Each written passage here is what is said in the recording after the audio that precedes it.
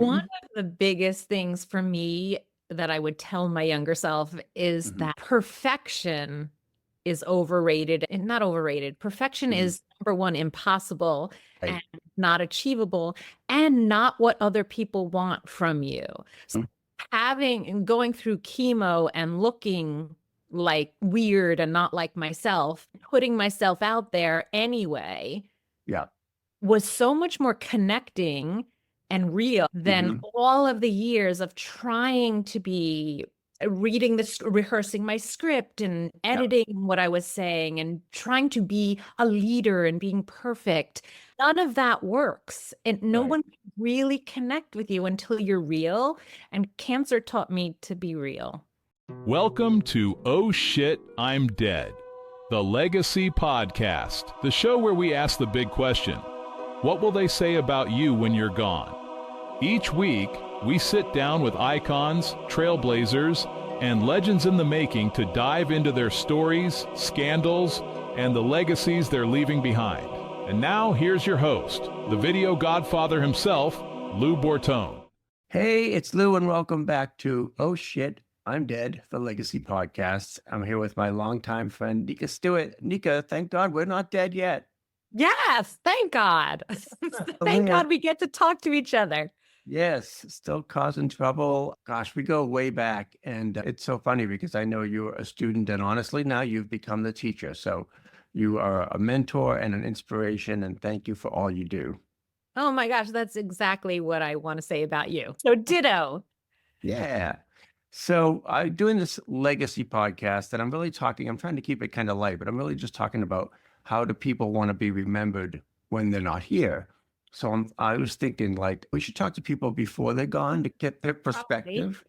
It's a little harder to speak to them after they've gone, although I have had a few episodes where people do across the veil sort of stuff. But what is your overall perception of legacy when I say that? What does that mean to you? It feels big and Hmm. deep. And you're like, yeah, I just want to do a light, fun podcast. Let's talk about death and legacy. Yeah. Yeah, it's something that I feel like I used to think about more, Mhm. strange, than as I'm getting older. Most people talk about how they start thinking more about how they want to be remembered when they get older, but I Yeah. think I thought about it a lot more when I was younger. I don't know why. Maybe I'm just weird. In the best possible way. Yeah. Yeah. But most people, number one, say that they start thinking more and more about, I guess, Mhm. death and what they want to leave behind as they get older. Yeah. And you've gone through something where you think you're scared that you might be your life. Mhm. And I, 5 years ago, went through a year and a half of cancer and cancer treatments.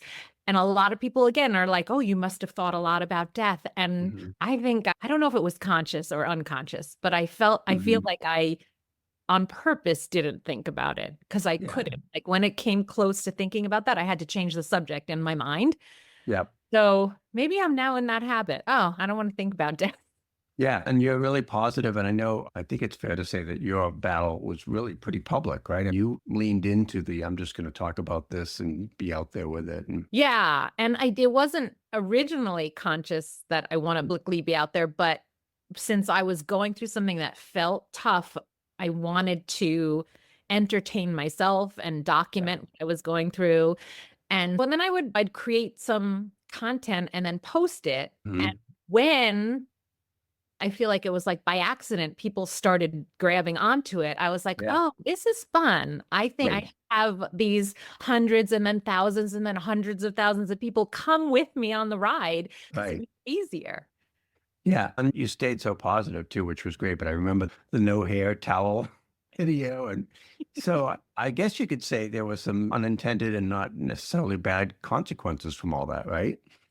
Yeah, I feel like it was great consequences. Again, strange to say, but gone through this situation was one of the best things that ever happened to me Yeah. because of everything that happened. And you want that. Like you're like when something bad happens, you want something good to come Right. from. With the silver lining. Yep. Yeah. But it really, and my husband said to me about a year ago or something, he said, so if you could do it all over again, not go through it, I was like, absolutely not. I would go through it all Mm. like Yep. it was so good for my soul, and it was probably a lot harder for my loved ones because Yeah. worrying about someone Yeah. is harder, in my opinion, than worrying about yourself. Yeah. But for me, it was great. Yeah. Thank goodness you're here, bigger and better than ever. So glad that all worked out. Did it give you any, sometimes I ask folks, like, what advice would you give your 20-year-old self? Did it give you a different perspective in terms of, if I had knew then what I know now? Yes. One of the biggest things for me that I would tell my younger self is Mhm. that perfection is overrated, and not overrated. Perfection Mhm. is number one, impossible Right. and not achievable, and not what other people want from you. So Mhm. having and going through chemo and looking like weird and not like myself, putting myself out there anyway, Yeah. was so much more connecting and real than Mhm. all of the years of trying to be reading this, rehearsing my script and Yeah. editing what I was saying and trying to be a leader and being perfect. None of that works. And no Right. one can really connect with you until you're real. And cancer taught me to be real. Wow. Yeah. That's pretty amazing. And I know I've seen some of your recent emails talking about editing and perfection and stuff like that. So how does that reflect back to your kind of day-to-day stuff? Because now you're saying like you don't have to spend 8 hours editing a 2-minute video. Yeah. Yeah. And I love editing. I actually Mhm. prefer, as much as I put myself out there and I look like I like to perform, and I do, and I like to Mhm. create content, but I happen to love the editing more than anything. Yeah. So learning all the fun techniques and making things look more impressive is fun. But I've learned that it's just fun. It's Yeah. not actually, it doesn't necessarily make Mhm. a big impact on people's lives.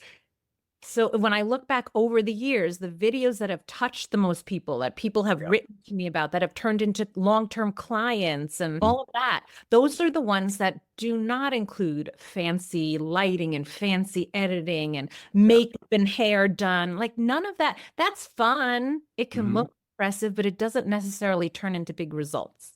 I think it's more that you were real and authentic, and people, I think, really connected with that. And then how did you get on? Was TikTok kind of a whim, or were you already, I think your daughter was on it, and Yeah, of course. I had a teenager in yeah. 2020, and 2020 happened, and Yeah. we all were looking for things to entertain ourselves. And I was having fun with whatever I could have fun with. Mhm. People were home, the world was Mhm. home and looking for things to do. And I had the added fun of, I feel like it really was, on the one hand, COVID and living at home and nobody being able to go outside, what Mhm. made my treatments more difficult because I had to do them all alone. Yeah. I had to go to the hospital and to treatments, and I couldn't have Mhm. visitors.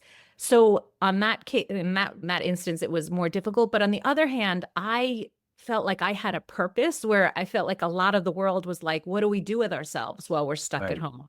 And I had to look forward to each day. So Yeah. I created content around that. And TikTok was the thing that everyone was talking about. Just posted videos. And that's where it started, with an accident. I created something that appealed to people by Right. accident.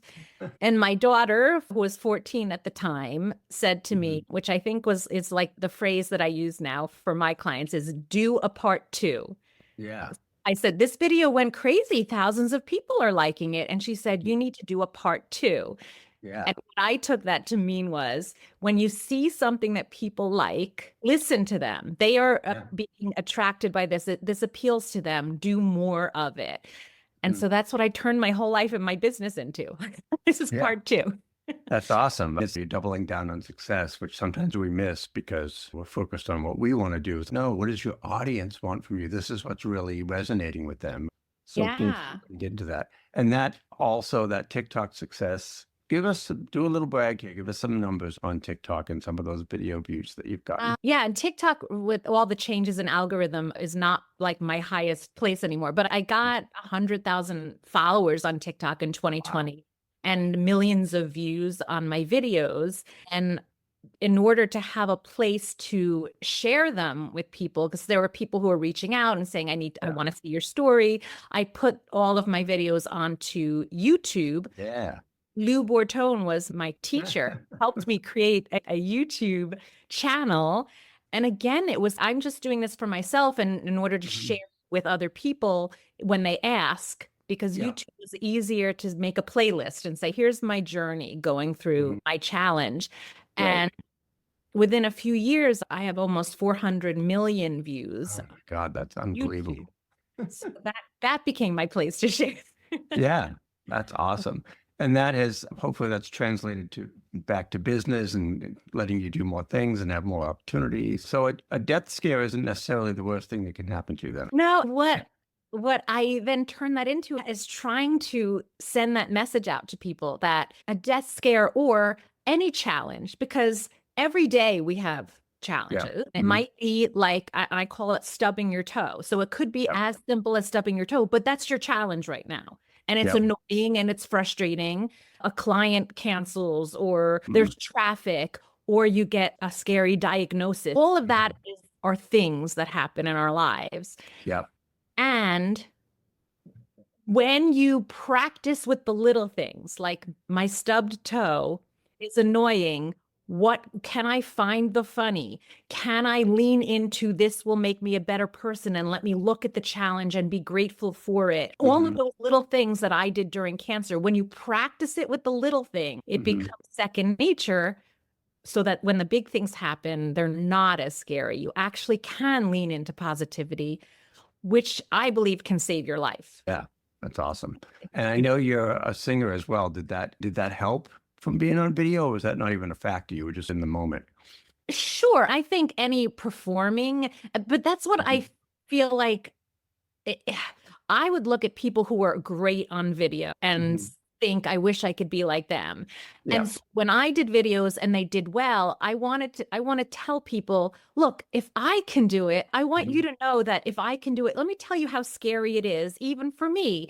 I'm a performer, meaning I do shows, I sing on stage, but you do not have to be a performer, because the more you perform, again, the less it connects. So just you be less of a performer, just be so much more. If you're an entrepreneur and you want to make connections and you want to build your business, please just be yourself. And success is not about waiting for the perfection or waiting to be more ready. It's about showing up more. Yeah. As unready as you may think you are ready. So get out there. Yeah, that's awesome. And your whole brand, Shine, you really personify that brand. And I don't know if that's just since you had the scare or if that's always been building towards this, but it's pretty impressive. Thank you. And I started it before the scare, which is why I like to say I had a lot of practice. I remember thinking for years, I wish that I could convince people that your attitude is more important than what's actually going on in the world. But I had no proof of that. I kept saying, friends would say, like, why are you cheerful? I'm like, I practice being cheerful even if crap happens. And in my head, I would hear people saying, yeah, that's just because you're lucky, because life is good. And life was good. Life is good. So who am I to say you should have a good attitude? Of course I have a good attitude. Life is good. And then I got lucky to be diagnosed with cancer. And now I get to prove. So it's not about everything being good. It's about you choosing to focus on things. Yeah. Wow. Make your life better. That's a great attitude. So we talked a little bit about visibility and getting out there. Now we're both video folks. Do you want to talk about you've got a workshop coming up, Fearless Visibility Workshop. Thank you. Let's do a shameless plug, because why not? Let's be shameless. Yeah, I usually once or twice a year, I love to do either a challenge or a workshop, a masterclass, just to have new people learn about how I like to teach. And so this year on April 8th, I'm doing a 2-hour workshop where you learn how to have more confidence. And it's not just video, although I love video, but it's about actually embracing who you are and making that your brand, because that's what makes you completely unique. Yeah. Probably millions of people do what you do. Millions of people do what we do Yeah. in our industry, but no one is who Mhm. we are. And so when you can learn how to take the things that make you unique, and spoiler alert, most of the things that really make you unique are things that you think you're supposed to hide or change. Yeah. So the things that we were taught to be ashamed of, speaking of Mhm. shameless plug, like the things that I always think of my parents and society and the teachers telling me, Mhm. "Hmm, you're Nika, you're so shy, you're so quiet, you should be different, and you're so weird," and all the things that people teach you you should hide or change. Those things make you so freaking awesome that when you learn how to put those into your brand, you can truly feel confident and resilient and get through things. And so you're excited to put yourself out there. I want people to actually finally feel good about getting more visible Yeah. because they're proud of who they are when they show up. Yeah. And that's what I'm teaching. Perfect. That's awesome, because I think folks used to say to me, I want to be the next Marie Forleo. I'm like, no, you want to be the next you. Yeah, and of course there are things that other people do that we're impressed by and that we want to Mhm. incorporate things. But when you don't incorporate you, you can never get out there in a big way. And that's the other thing about me too, especially I know you're from the Northeast, but in the winter I get a little, I think it's called sad, seasonal effects. Yeah. And I don't want to be on video. I don't want people to see me. I don't want to leave the house. How do you just show up and do it, or do you have to wait till you're inspired to be on video? I am not perfect, and and it's really the last year has been challenging for me. Again, I personally love when any of the people that I admire and my mentors and coaches share when they have challenges, because it Mhm. makes me feel like, oh, I can do this too. If Right. people who are impressive have challenges, oh, then I'm cool also. So I love sharing when I'm not perfect. So yeah, there are many times where I don't feel like getting on video and don't feel like posting, and I don't, because I have been so consistent over the years. Yeah. Many people in the last year have said, "Oh my God, you're out there all over the place." And I'm like, Mhm. "Really? Interesting. You think Yeah. I am because I am consistent." But here's the best thing that I do in order to be more consistent is to actually not care about being perfect. If I'm in bed and my hair is a mess and I don't have makeup on and I have pajamas on and Mhm. I have something important to say, what I used to do and what I've been taught to do by the Yep. guru is write it down, write the script down, go do your hair and makeup, get into Right. your studio, put on the cameras, and then record it. And so that means I will not record it. So Right. instead, the only reason I have as much content out there as I do is I lean over on my pillow, just record it. Yeah. Looking that my mother would be so shocked and embarrassed by, Yeah. but no one cares about the Mhm. makeup and the lighting. They care about the content.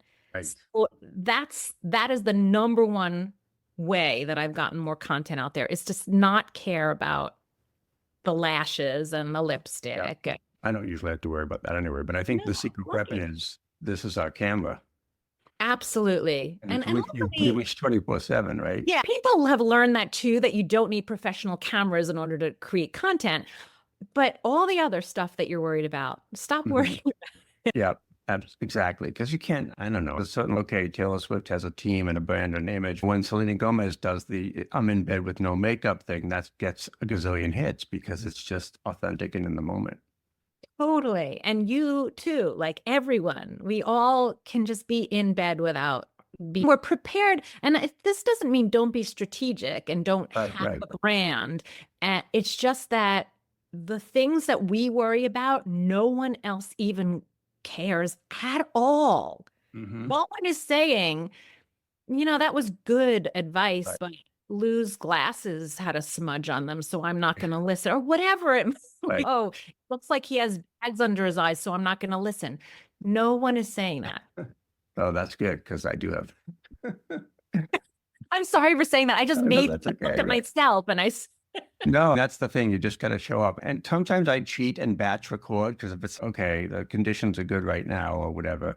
Yeah. But, and other times I'm just like, oh my God, I'm dragging myself to the camera. That's the thing. You're consistent. I'm relatively consistent. And then people have that perception that, oh my God, I see you everywhere and you're so out there, that's great. That's what we want. Yeah. Cool. Yeah. So you're a musician and a singer. What I usually ask in the Legacy podcast is if there's going to be a song to play you off, like not a walk-on song, but a walk-off song, what would that be? Or what might that be? I don't know if this should be my walk on or walk off song. But I don't know if I would even know this before. A few months ago, I wrote a song with the help of AI and my band, and we have a song now out, and that's like my theme song. And I That's want awesome. to inspire lots of other people. So that's the song I'll use for my. That's great. And that's the thing. I don't know if you've tried like Suno and some of those. Mhm. Totally. Like, oh my God, I can make my own song and my own lyrics. And Yeah. And I've tried AI and heard a bunch of songs and they're cool, but not exactly what I want. So I took a song like that to my band and we rewrote it and then we that's perfect. recorded it. And Yeah. so it's now our song and it's called Actually I Can, which Mhm. means it's basically rewrite the rules of resilience and Mhm. you can do anything. And Yeah. Did you have a book by the same name, I believe? that's my book as well. Actually, I can. That's great. That's perfect for this podcast because the thing is, we're not really talking about death. We're talking about life and making the most of it while you're here. Yeah. I Mm. love that. I love that you're doing this. And I Thanks. so much of what you do. So Oh, thank thank you. you. So one last question. Okay, they're making the Nika Stewart story on Hulu or Amazon Prime. Who would you like to play you in the movie? Oh my gosh. I think oh my gosh, what the heck is her name? From My Cousin Vinny. Marissa Tomei. Marissa Tomei. Okay. I was way off, but you got it. Close. It sounds like that. But Marissa, Yes. I'd like her to play me. That's And- perfect. So I could, because I have no problem talking like I'm from New York, because it's That's very awesome. comfortable for me. Yeah. To Where were like, you born you in New York or New Jersey? born in New York, but moved to York. New Jersey. All right. We're probably cousins then. So Probably. from Jewish Boston. and Italian are the same. Yeah. No. Exactly. Awesome. So great to see you again and catch up with you. And thank you so much for sharing all the cool stuff, Nika. My pleasure. Keep this going. I'm so excited. I appreciate it. Thanks. Thanks for watching. Oh Shit, I'm Dead, the Legacy Podcast. Please subscribe and tell your friends about the podcast, and do it now while you're still alive and kicking. Check out other episodes at ohshitimdead.com.